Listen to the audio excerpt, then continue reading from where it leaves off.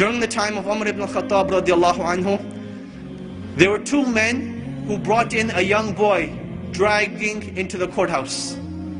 So Umar ibn al-Khattab radiallahu anhu, he asks him, what is this? What is going on? Why are you dragging him into the courthouse? They say, this boy, he killed our father. Umar ibn al-Khattab, he asks him, did you really kill their father? The boy says, yes, I did kill their father, but it was by accident. My camel, it used to tread on their property. So one day, their father took a rock and hit the camel in the eye. And I saw the camel suffering, and it made me furious and aggravated. So I took a rock and I threw it at the father. It hit him in the head and he died. So Umar ibn al-Khattab radiallahu anhu, he asks the two brothers, will you forgive this young boy for this accident? They say, no, we want qisas, we want retribution. So Umar ibn al-Khattab radiallahu anhu, he asks the young boy, do you have any last words, any last wishes, any last requests? And the young boy says, yes. My father passed away and I have a younger brother. And my father left some money behind for my younger brother.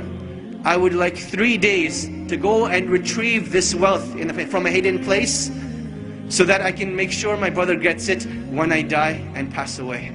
So Umar ibn al-Khattab, he thinks this boy is making up the story. He's like, boy, what are you talking about? What wealth, what father, what young brother?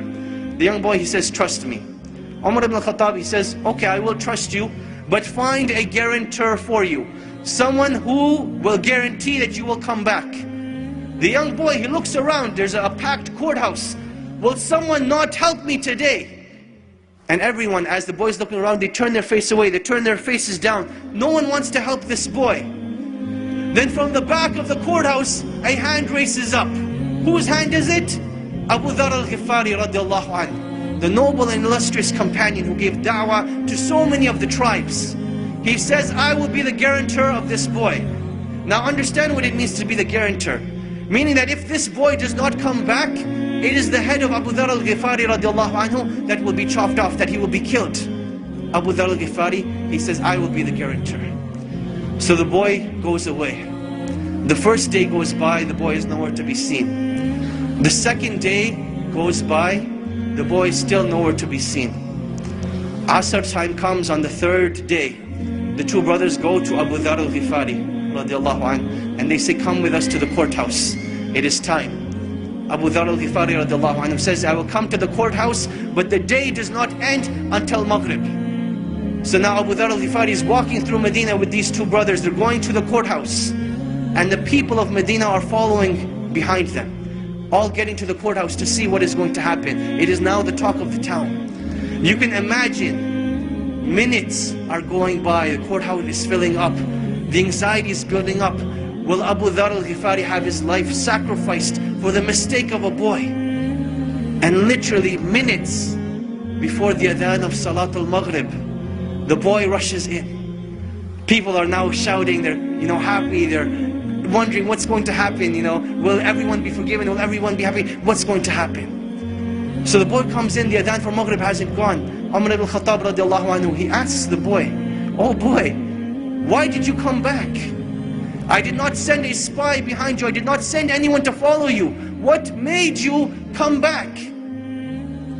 He said that I did not want anyone to say that a Muslim gave his word and did not fulfill it.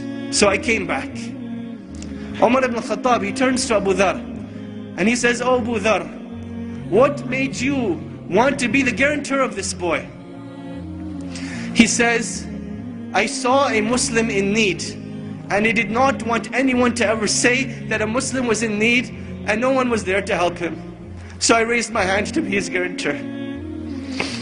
The two brothers, they say, when we have people like this, how can a Muslim ask for forgiveness and no one be there to forgive him? So they forgave the boy, and the boy was forgiven. This was the legacy of Islam. This was the code of conduct. This is why during the Khilaf of Umar ibn al-Khattab, they were able to reach the border of China all the way to the south of France. Because they had strong relationships with Allah. They did things with ihsan, and they lived with the code of conduct of Islam. And this is when Allah subhanahu wa ta'ala will restore the izzah of this nation and will make us once again proud of the great legacies that have been left behind, in hopes that one day we will be called a great legacy.